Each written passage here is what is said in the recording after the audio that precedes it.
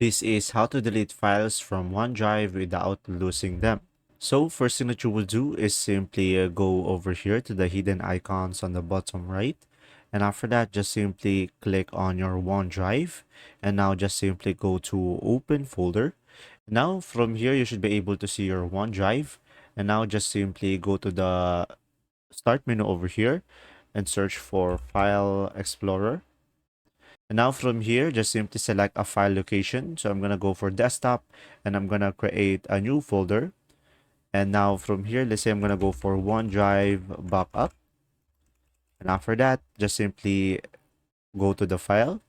And now just simply go to your OneDrive over here and just simply select the folder that you want to delete and move it into your local drive, which is from your computer. And as you can see, we should be able to delete the file on the OneDrive without losing them, and we will have it on our computer. And now when we go to the bottom left again and go to the OneDrive over here, and after that we go to the visit online. As you can see over here, we would be able to click on my files, and we should be able to remove the my pictures over here. And guys, remember when I delete a certain folder, so I'm gonna click on this folder and click on delete and click on delete.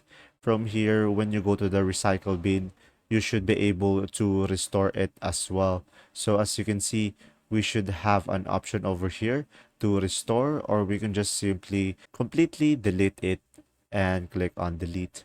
And that's simply about it.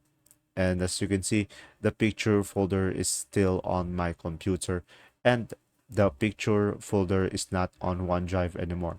If this video was helpful, please like and subscribe, and thanks for watching.